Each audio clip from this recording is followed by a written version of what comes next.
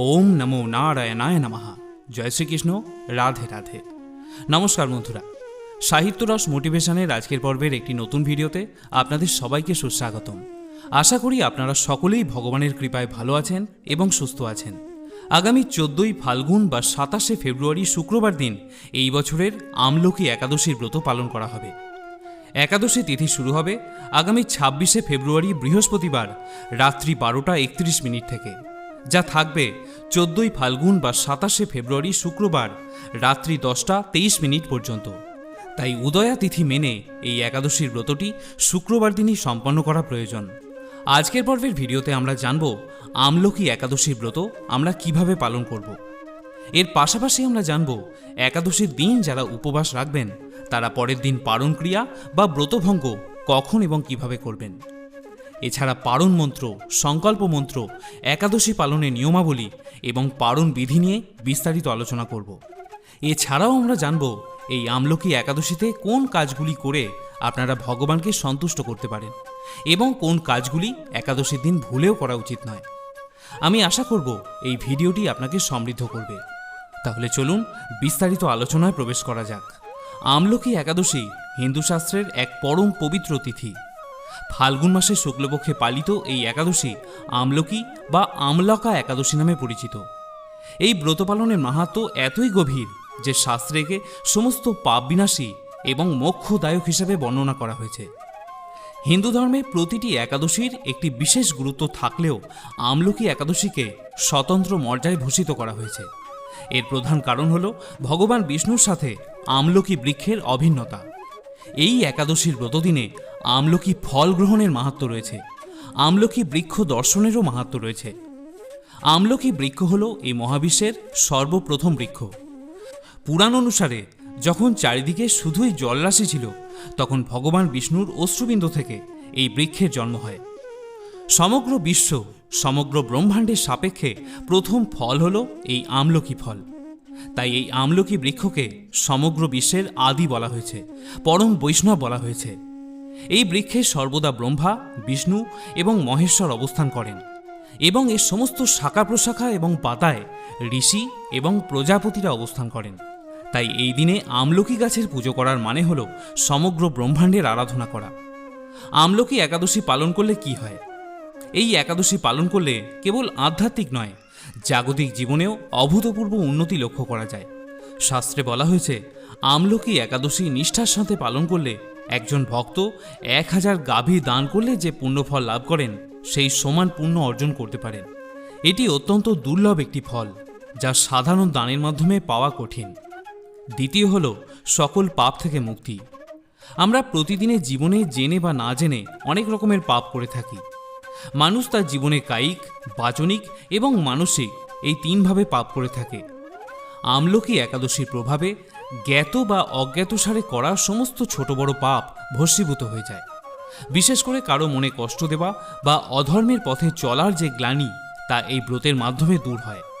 তৃতীয় হল আর্থিক ও পারিবারিক সুখ। যেহেতু আমলকি বৃক্ষে মা লক্ষ্মী বাস করেন তাই এই একাদশী পালন করলে সংসারে শ্রীবৃদ্ধি ঘটে, ঘরে অন্নের অভাব থাকে না এবং পারিবারিক অশান্তি দূর হয়ে গিয়ে শান্তির পরিবেশ তৈরি হয়। যারা ঋণে জর্জরিত তারা এই ব্রত পালনের মাধ্যমে আর্থিক মুক্তি পেতে পারেন। চতুর্থ হল রোগ মুক্তি এবং দীর্ঘায়ু। আমলকি হল আয়ুর্বেদের অমৃত। এই দিন আমলকি স্পর্শ করা, আমলকি ভক্ষণ করা এবং আমলকি গাছের ছায়ায় সময় কাটানো শরীরের রোগ প্রতিরোধ ক্ষমতা বাড়িয়ে দেয়। আধ্যাত্মিক শক্তি বৃদ্ধির ফলে মানসিক অবসাদ দূর হয় এবং ভক্ত দীর্ঘ ও সুস্থ জীবন লাভ করেন। প্রিয় ভক্তবৃন্দ, আসুন এবারে জেনে নেওয়া যাক আমরা আমলকি একাদশী কিভাবে পালন করব সেই বিষয়ে। আমলকি একাদশীর ব্রত পালনের প্রক্রিয়াটি কেবলমাত্র একদিনের উপবাস নয়, এটি দশমী থেকে দ্বাদশী পর্যন্ত বিস্তৃত একটি শুদ্ধাচার এবং ভক্তিপূর্ণ জীবনযাত্রার অংশ। নিষ্ঠা ও ভক্তির সাথে এই ব্রত পালন করলে আশাতীত ফল লাভ হয়ে থাকে। একাদশীর আগের দিন অর্থাৎ দশমীর দিন থেকেই এই একাদশীর ব্রত শুরু হয়ে যায়। দশমীর দিন থেকেই ব্রতের জন্য দেহ এবং মনকে প্রস্তুত করতে হয়। কিভাবে? প্রথমত আমিষ খাদ্য বর্জনের মাধ্যমে। দশমী থেকে দ্বাদশী পর্যন্ত এই 3 দিন আমিষ খাদ্য বর্জন করা উচিত।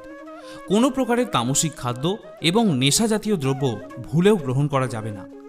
আর হলো সংযম পালন। এই দিন থেকে পূর্ণ ব্রহ্মচর্য পালন করা উচিত এবং মিথ্যা কথা, পরনিন্দা, পরচর্চা, ক্রোধ এবং কামনার মতো অসৎ চিন্তা এই সময় পরিহার করে চলতে হয়। এরপর আসে একাদশীর দিন। এই দিনেই মূলত উপবাস এবং উপাসনার পর্ব অনুষ্ঠিত হয়। এই দিন সকালবেলায় উঠে প্রথমে দুটি কাজ করতে হয়। প্রথমটি হলো সংকল্প গ্রহণ এবং দ্বিতীয়টি হলো স্নান পর্ব। চেষ্টা করবেন ব্রাহ্ম মুহূর্তে ঘুম থেকে উঠে স্নান পর্ব সেরে নিতে। তারপর পরিষ্কার বস্ত্র পরিধান করে ঠাকুর ঘরে গিয়ে সংকল্প গ্রহণ করতে হয়। সংকল্প গ্রহণের জন্য ভগবান বিষ্ণু বা ভগবান শ্রীকৃষ্ণের পাদপদ্মে তুলসীপত্র এবং পুষ্প নিবেদন করে সংকল্প মন্ত্র উচ্চারণ করতে হয়।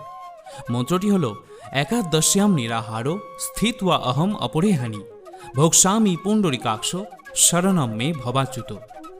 অর্থাৎ হে কেশব, আমি একাদশীর দিন উপবাস থেকে পরের দিন আহার সম্পন্ন করব। আমি যাতে এই ব্রত নিষ্ঠা ও ভক্তির সাথে পালন করতে পারি, তার জন্য আপনি আমায় শক্তি প্রদান করুন। যে কোনো ব্রত পালনের পূর্বে এই সংকল্প গ্রহণ করা অতি আবশ্যক। এই সংকল্পের মাধ্যমে আমরা ভগবানের কাছে প্রার্থনা করি যাতে তিনি আমাদের এই ব্রত পালনের প্রয়োজনীয় ক্ষমতা প্রদান করেন। এরপর আসে উপবাসের প্রক্রিয়া। প্রথমেই বলি, যদি আপনি সমর্থ হন তাহলে অবশ্যই নির্জলা উপবাস পালন করতে হবে। এটিই হলো ব্রত পালনের শ্রেষ্ঠতম পন্থা। তবে আপনি চাইলে জল পান করে বা ফলমূল অনুকল্প প্রসাদ গ্রহণ করেও এই ব্রত স্বচ্ছন্দে পালন করতে পারেন। যারা অসুস্থ বা অতি দুর্বল ব্যক্তি শুধুমাত্র পঞ্চ রবিশস্য বর্জন করে সবজি, ফল, দুধ, জল বা অনুকল্প আহার করতে পারেন। যেমন সবজি ও ফল দিয়ে তৈরি সাবু, আলু সেদ্ধ বা ভাজা, দুধ, দই, বাদাম ইত্যাদি গ্রহণ করতে পারেন। এতেও ব্রতের পূর্ণফল লাভ হয়ে থাকে। তবে হলুদ, হিং, জিরা, সরিষা, তিল এবং লবণ এই দিন বর্জন করতে হয়। রান্নার ক্ষেত্রে সাধারণ লবণের পরিবর্তে সৈন্ধব লবণ ব্যবহার করা যেতে পারে এবং সরিষার তেলের পরিবর্তে সূর্যমুখীর তেল বা বিশুদ্ধ গাওয়া ঘি ব্যবহার করতে পারেন।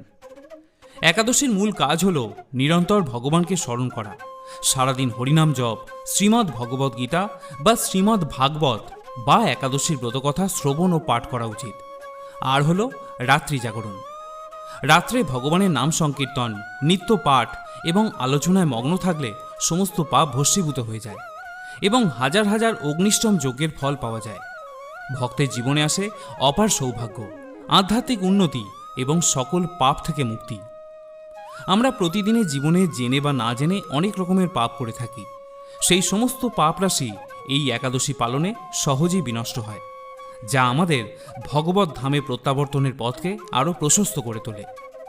যিনি সমস্ত লৌকিক ধর্ম পরিত্যাগ করে ভক্তি ভরে এই ব্রত পালন করেন, তাকে আর পুনর্জন্ম গ্রহণ করতে হয় না এবং তিনি বৈকুণ্ঠে পরম পদ লাভ করে থাকেন। যিনি সঠিকভাবে এই ব্রত অনুষ্ঠান করেন, তার গৃহে ত্রিভুবনের সমস্ত তীর্থ এসে উপস্থিত হয়। এবারে আসুন আমরা জেনে নিই, যারা আমলকি একাদশীর ব্রত করবেন তারা পরের দিন পারণ ক্রিয়া বা ব্রতভঙ্গ কখন এবং কিভাবে করবেন। ব্রত পালনের মতোই ব্রত সমাপ্তির পর পারণ সম্পন্ন করার সঠিক নিয়ম জানা এবং তা পালন করা অত্যন্ত জরুরি। পারণ হল উপবাস ভঙ্গের প্রক্রিয়া। একাদশীর ব্রত ভঙ্গ করতে হয় দ্বাদশী তিথিতে। এই বছর আমলকি একাদশীর উপবাস যারা করছেন তারা পারণ সম্পন্ন করবেন 15ই ফাল্গুন বা 28শে ফেব্রুয়ারি শনিবার সকাল 9:55 পূর্বে। তুলসী পাতা এবং চরণামৃত গ্রহণ করে পারণ প্রক্রিয়া শুরু করতে হয়। সাত্ত্বিক, নিরামিষ এবং শস্যজাতীয় খাবার যেমন ভাত বা আটা রুটি খেয়ে এই ব্রত ভঙ্গ করা যেতে পারে। সেক্ষেত্রে পারণ মন্ত্রটি 3 বার উচ্চারণ করুন এবং একটি চালের কণা মুখে দিয়ে এই ব্রত ভঙ্গ করুন। পারণ মন্ত্রটি আপনি এভাবে উচ্চারণ করতে পারেন: ওম অজ্ঞান তিমিরান্ধাস্য ব্রতে নানে না কেশব প্রসীদ সুমুখ নাথ জ্ঞান ও দৃষ্টি প্রদৌ ভব। যার অর্থ হল, হে কেশব, আমি আপনার কৃপা দৃষ্টিতে নিরাহারভাবে এই একাদশীর ব্রত সম্পন্ন করেছি। কৃপাপূর্বক আমার ওপর আপনার করুণাময় জ্ঞান দৃষ্টি প্রদান করুন। এছাড়া আজকের দিনে বেশি বেশি করে হরিনাম সংকীর্তন করুন, শ্রীমদ্ ভগবদ্ গীতা পাঠ করুন এবং শ্রীকৃষ্ণের লীলা পুরুষোত্তম গ্রন্থটি পাঠ করতে পারেন। প্রিয় শ্রোতা বন্ধুরা, এই সহজ নিয়মগুলি অনুসরণ করে আপনারা অবশ্যই এই আমলকি একাদশীর ব্রতটি পালন করুন এবং নিজেকে ভগবত ধামে প্রত্যাবর্তনের উপযোগী করে তুলুন। এবারে আসুন আমরা জেনে নিই আমলকি একাদশীর দিন করণীয় কিছু কাজ যা আমাদের অবশ্যই করা উচিত। প্রথম হল ব্রহ্ম মুহূর্তে জাগরণ এবং পবিত্র স্নান। শাস্ত্র অনুসারে যে কোনো একাদশীর দিন সূর্যোদয়ের অন্তত 1.5 ঘন্টা আগে অর্থাৎ ব্রহ্ম মুহূর্তে শয্যা ত্যাগ করা উচিত। ব্রহ্ম মুহূর্ত হল আধ্যাত্মিক সাধনার জন্য শ্রেষ্ঠ সময়। কিভাবে করবেন? সকালে ঘুম থেকে উঠে প্রথমে কর দর্শন করতে হয়, এরপর স্নানের প্রস্তুতি নিতে হবে। একাদশীর দিন স্নানের জলে সামান্য আমলকির রস অথবা আমলকি গাছের পাতা মিশিয়ে স্নান করা অত্যন্ত শুভ বলে মনে করা হয়। যদি সম্ভব হয় কোনো পবিত্র নদীতে স্নান করা শ্রেষ্ঠ, তা না হলে গঙ্গাজল মিশ্রিত জলে বাড়িতেই স্নান সেরে নিতে পারেন। এই বিশেষ স্নান শরীর ও মনকে পবিত্র করে এবং ব্রতের জন্য প্রস্তুত করে। 2 হল ব্রতের সংকল্প গ্রহণ। স্নান সেরে নিয়ে পরিষ্কার ও পবিত্র বস্ত্র, সম্ভব হলে হলুদ রঙের বস্ত্র পরিধান করে ভগবান বিষ্ণুর সামনে হাত জোর করে ব্রতের জন্য সংকল্প করতে হবে। মনে রাখবেন, সংকল্প ছাড়া কোনো ব্রতই পূর্ণতা পায় না। বিষ্ণুর চরণে তুলসী পাতা এবং ফুল অর্পণ করে প্রার্থনা করতে হবে যেন তিনি আপনাকে সারা দিন ব্রত পালন করার শক্তি এবং ধৈর্য প্রদান করেন। 3 হল আমলকি বৃক্ষের পূজা এবং প্রদক্ষিণ। এই একাদশীর নাম যেহেতু আমলকি একাদশী, তাই এই দিনে আমলকি গাছের পূজা করা এই ব্রতের সবচেয়ে গুরুত্বপূর্ণ অংশ। সকালে ভগবান বিষ্ণুর পূজার পরপরই আমলকি গাছের পূজা করা উচিত। কিভাবে করবেন? বাড়ির আশেপাশে আমলকি গাছ থাকলে তার গোড়া জল দিয়ে পরিষ্কার করুন। গাছের গোড়ায় সুগন্ধি জল, কাঁচা দুধ এবং চন্দন অর্পণ করুন। এরপর ধূপ ও প্রদীপ জ্বালিয়ে গাছের পূজা করুন। সবচেয়ে গুরুত্বপূর্ণ হল গাছটিকে প্রদক্ষিণ করা। শাস্ত্রমতে আমলকি গাছকে 7 বার বা 21 বার প্রদক্ষিণ করা অত্যন্ত পুণ্যদায়ক। যদি আমলকি গাছ পাওয়া না যায়, তবে একটি আমলকি ফলকে শ্রীহরি বিষ্ণুর প্রতীক হিসেবে সামনে রেখে পূজা করা যেতে পারে। 4 হল সূর্য দেবতাকে অর্ঘ্য দান। সকালবেলা ভগবান বিষ্ণুর আরাধনার সাথে সাথে সূর্য দেবতাকে জল অর্পণ করা বা অর্ঘ্য দান করা আবশ্যক। সূর্য হলেন পৃথিবীর প্রত্যক্ষ দেবতা এবং একাদশীর সকালে তাকে জল নিবেদন করলে শরীরে তেজ এবং আত্মবিশ্বাস বৃদ্ধি পায়। কিভাবে করবেন? একটি তামার পাত্রে জল নিয়ে তাতে সামান্য লাল চন্দন, অক্ষত আতপ চাল এবং লাল ফুল মিশিয়ে সূর্যের দিকে তাকিয়ে জল অর্পণ করুন। অর্ঘ্য দেওয়ার সময় ওম সূর্যায় নমঃ এই মন্ত্র জপ করা উচিত। এটি আপনার দিনটিকে ইতিবাচক শক্তিতে পরিপূর্ণ রাখবে। 5 হল শ্রী বিষ্ণুর সহস্র নাম এবং ভাগবত পাঠ। একাদশীর সকালটি কেবল উপবাস করার জন্য নয়, এটি মূলত ঈশ্বর চিন্তার সময়। সকালে পূজা শেষ করার পর কিছুটা সময় শান্ত হয়ে বসে ধর্মগ্রন্থ পাঠ করা বা শ্রবণ করা উচিত। এছাড়া শ্রীমদ্ ভাগবত বা আমলকি একাদশীর ব্রতকথা পাঠ করলে মনের মলিনতা দূর হয় এবং বৈকুণ্ঠে যাওয়ার পথ প্রশস্ত হয়। এই সময় ওম নমো ভগবতে বাসুদেবায় এই মন্ত্রটি মনে মনে জপ করতে থাকা উচিত। আমলকি একাদশীর দিন এই 5টি কাজ যদি আপনি নিষ্ঠার সাথে সকালে সম্পন্ন করেন, তবে আপনার ব্রত সফল হবার পথে অনেকটা এগিয়ে যাবে। এই কাজগুলি কেবল নিয়ম পালনের জন্য নয়, বরং অন্তরের গভীর ভক্তি দিয়ে করা উচিত। ভক্তি সহকারে এই ক্রিয়াগুলো সম্পাদন করলে ভগবান বিষ্ণু এবং মাতা লক্ষ্মী প্রসন্ন হন এবং ভক্তের সমস্ত মনোবাঞ্ছা পূরণ করে থাকেন। এবারে আপনাকে বলবো আমলকি একাদশীর দিন কিছু কাজ যা এই দিন ভুলেও করা উচিত নয়। প্রথম হল তুলসী পাতা চয়ন করা। একাদশীর দিন তুলসী গাছে অবশ্যই জল নিবেদন করুন, কিন্তু ভুলেও তুলসী পাতা চয়ন করবেন না। ব্রতের দিন যে তুলসী পাতা আপনি ভগবানকে নিবেদন করতে চান তা আগের দিন চয়ন করে রাখবেন। 2 হল এই দিন যে কোনো রকমের পঞ্চ রবিশস্যকে বর্জন করা। মনে করা হয় এই দিন সমস্ত ব্রহ্মাণ্ডের পাপ রাশি রবিশস্যের মধ্যে প্রবেশ করে, তাই এই দিন অন্ন গ্রহণ করলে নরকবাস নিশ্চিত হয়ে যায়। 3 হল ক্ষৌর কর্ম থেকে নিবৃত্ত থাকা। এই দিন চুলদাড়ি বা নখ কাটলে তা ব্যক্তির আয়ুকে হ্রাস করে।